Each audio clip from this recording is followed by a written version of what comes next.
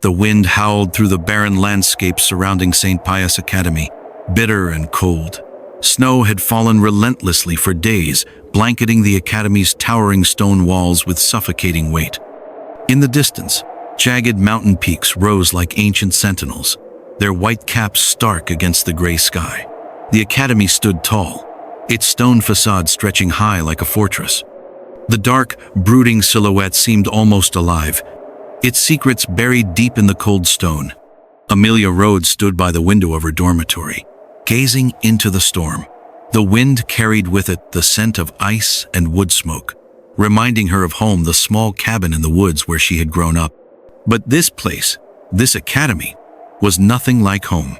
It was cold, distant, and full of shadows. For the first time in her life, Amelia felt truly alone. Amelia had always been content with the quiet life. Books had been her companions, her escape from a world that never understood her. She kept to herself, drifting through the academy unnoticed. The students here moved in packs, the wealthy elite of St. Pius Academy, with their airs of entitlement and whispers of secrets. They didn't notice the quiet girl in the corner, the one who kept her head down, lost in books instead of socializing. But then, as the days passed, something began to stir. Rumors spread like wildfire through the halls, whispers of a secret class, held in the darkest corners of the academy, the midnight class.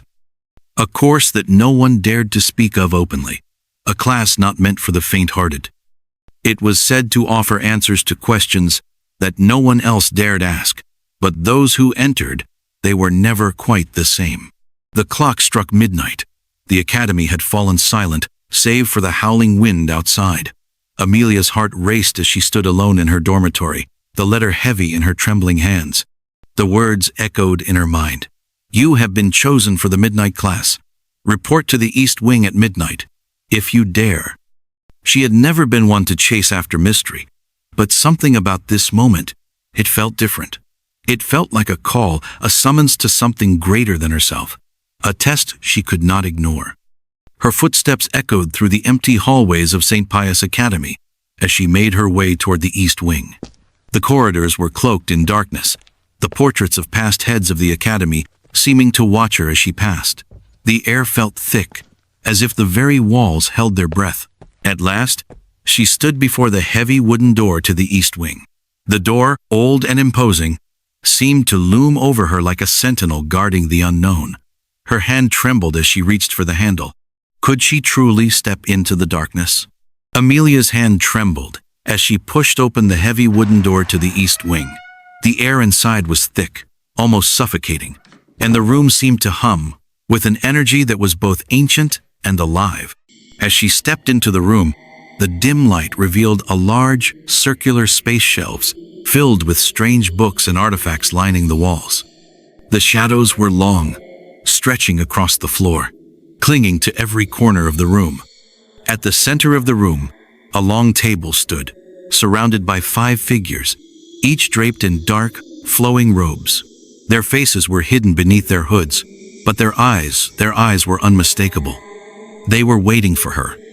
Amelia's heart pounded in her chest as she crossed the threshold, the door shutting quietly behind her. She was no longer just a student at St. Pius Academy. She had entered something far darker. The midnight class had chosen her. The silence in the room was almost suffocating, as the 5 cloaked figures remained motionless, their glowing eyes fixed on Amelia. She stood at the center of the room, her heart pounding, unsure of what would happen next.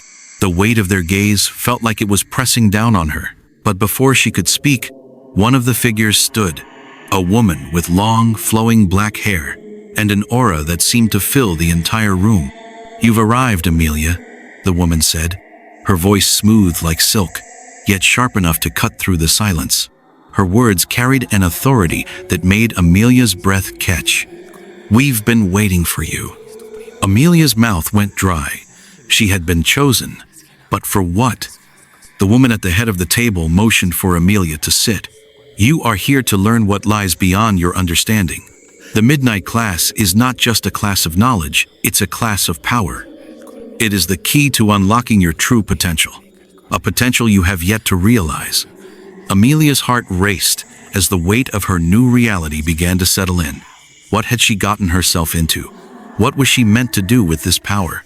Silence lingered like smoke in the air. Amelia sat stiffly at the table, her eyes locked on the woman at the head. The room felt as if it were watching her, listening. The candlelight flickered more violently now, casting shadows that danced like spirits on the walls. Then the woman rose. Her hands moved slowly through the air, tracing symbols that shimmered faintly as if drawn in starlight. The others did not speak. They did not move. But something in the room shifted, something unseen, awakened.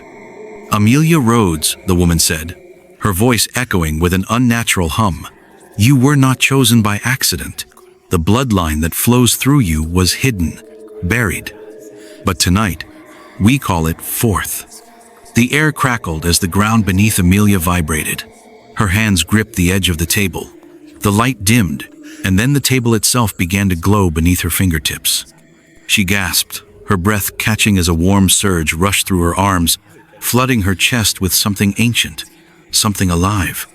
"You are no longer a student," the woman said. "You are now bound to the veil.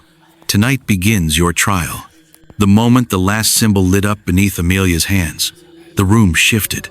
The walls began to ripple like water, the candle flames stretching unnaturally. The long wooden table shimmered, and for a heartbeat, everything stood still. And then it shattered. Amelia gasped as the ground beneath her cracked and dissolved. The air grew thick, like stepping through water. Her vision blurred, colors smeared, and the chamber of the midnight class vanished, swallowed whole by a darkness so deep it felt alive. She landed hard, her hands scraping against dry, cracked earth. When her vision cleared, she was no longer in the East Wing. She was standing in a vast, empty wasteland, the sky above twisted in sickly green and violet hues. The wind howled like a living thing. Jagged stones jutted from the ground like the bones of a long-dead world. The air buzzed, charged with strange, ancient energy. The veil had opened. A voice echoed familiar yet distorted. "Amelia Rhodes, you have crossed. Now face what lies within." Her heart pounded. In this place, nothing was stable. Not even her mind. The trial had begun. The air in the veil shifted again. The ground beneath Amelia pulsed once, then again. A low hum echoed around her, like something was breathing in the dark. The landscape twisted with every blink, hills that weren't there before, rocks that moved when she wasn't looking. And then she saw her. Standing just a few paces away was a figure. Same height, same hair, same face. But the eyes, they were wrong. Dead black, hollow. The figure stepped forward. Its voice was soft, familiar, too familiar. "You don't belong here, Amelia. You never did. You were never chosen. You were abandoned." Amelia's heart thudded in her chest. She tried to speak, but no sound came. The shadow raised its hand, and darkness rippled through the air. "You don't have the strength. Give it up. Let it go." But something stirred in Amelia, a flicker of the power she had felt at the table, a heat in her chest waiting to rise. She clenched her fists. "No," she whispered. "I won't be erased by my own fear." The wind screamed as the ground cracked open between them. Light surged through her arms. Her first trial had begun. After the light faded, the veil grew quiet. Amelia stood still in the darkness, breath shallow, heart pounding. The cracked earth beneath her stopped glowing. The mist curled around her ankles like hands pulling her backward, but she didn't move. Then she saw it, a door, standing alone in the void. No frame, no walls, just a wooden door, pulsing faintly with light. Its handle gleamed like it had been waiting centuries to be touched. Amelia stepped forward. The moment her hand touched the wood, the world shattered again. She was no longer in the veil. She was a child barefoot, standing in the middle of a snow-covered field, watching a fire devour a small wooden cabin. A woman screamed. Men in black robes dragged someone through the snow. Amelia watched, frozen in time, as her mother, pale, fierce, burning with the same light Amelia had just awakened, was chained and taken. And then, silence. The scene blurred. It rewound. Played again. Slower. You were never abandoned. A voice whispered in her mind. You were hidden. You are the last of the line, keeper blood, born to guard the veil. She gave you up to save the world. Amelia fell to her knees as the vision faded. Her body trembled. She hadn't just inherited magic. She had inherited a legacy of sacrifice. The snow vanished. The fire, the chains, the screaming gone. Amelia stood in stillness, the world around her silent, glowing dimly with a violet hue. She was no longer in the memory. She was nowhere. And then, a whisper echoed, not into her ears, but into her bones. Amelia Rhodes, keeper of the veil. She turned, but there was no one there. The mist thickened, swirling, parting, revealing a towering figure standing within it. Not flesh, not spirit, something in between. Its body was made of light and shadow, its form barely holding together a robed shape with no face, only a pulsing void where eyes should be. You are the last flame, the voice said. The line is broken, and what lies beyond is hungry. Amelia tried to speak, but her voice failed. The presence wasn't threatening, but it was vast, like an ocean of truth poured into a single breath. The figure lifted a hand. The veil is thinning. What was once sealed is now stirring. You must stand, even when you feel yourself breaking, for what comes next will not be stopped by magic alone. The voice began to fade, its final words lingering like dust in light. When the moon cracks and the tower falls, remember what you are. The light faded, the mist thinned, and once again, Amelia was alone. But the silence felt wrong. A voice echoed behind her, soft, like velvet sliding across stone. You've seen enough, haven't you? She turned, and standing there in the form of her mother was a figure cloaked in white. Same face, same eyes, same warm smile Amelia had longed for her whole life. Amelia, it said, opening its arms, you don't have to keep fighting. Amelia took a step forward, her heart aching, her breath trembling. There's another way, the figure continued. The veil is too broken, the darkness too vast.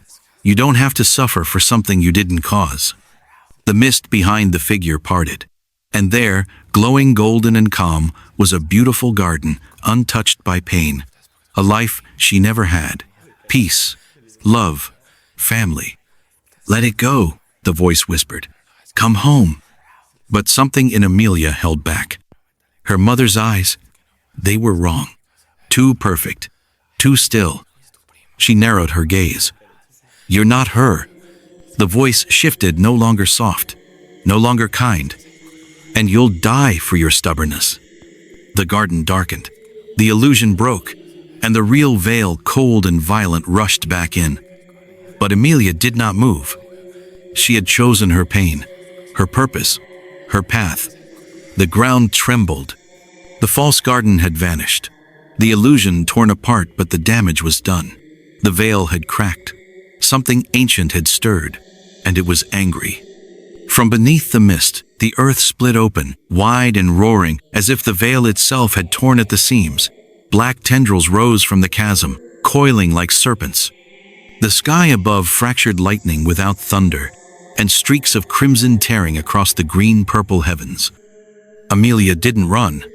From the rift, a creature climbed, not beast, not shadow, not human. A form too large, too wrong, too hungry. Its body pulsed with void magic, like a mass of smoke, claws, wings, and shifting mouths that whispered secrets as they screamed. The darkness beyond the veil had come. Keeper, it growled, every syllable shaking Amelia's bones. You were never meant to stand alone. But she stood. The light inside her blazed to life, and with a scream that cracked the very mist, Amelia lifted her hands and let her power explode. The world fell still. The darkness screamed and vanished. Where the rift once burned, there was nothing now, only silence. only stillness. Amelia stood alone, bathed in the faint glow of the runes beneath her feet. The mist that had once tried to consume her now knelt before her light. The sky above was healing, stitches of pale blue cutting through the endless storm. She took a breath, and the veil responded, closing, not with a roar, but with a sigh. A doorway appeared before her, the same door from the memory, but this time, it didn't lead to the past. It led home. Amelia stepped through, and as her feet touched the stone floor of the east wing, her shoulders square, her face calm, the midnight class rose. They had been watching. None spoke, none bowed, but they knew the girl was gone. The keeper had returned. Time passed. Not days, not hours, something deeper. St. Pius Academy returned to its rhythm. Snow melted. The mountain winds softened. New students arrived, unaware of the battle that had shaken the foundation of their world. They walked the halls, laughed in classrooms, whispered stories about the midnight class, but they didn't know. They never would. Because the veil had held. Because the keeper had returned. High in the east wing, past corridors few dared to tread, a lone room remained untouched. Candles burned low. Books lined the shelves. And at the window, always at the window, sat Amelia Rhodes. She watched the horizon, not waiting, guarding. She was not the loudest voice in the room. She was not the brightest star in the academy.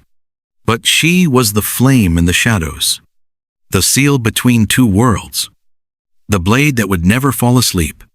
The veil hadn't broken that night, but it had thinned. And somewhere beyond the mist, something still watches, waiting for the moment she falters. But she won't.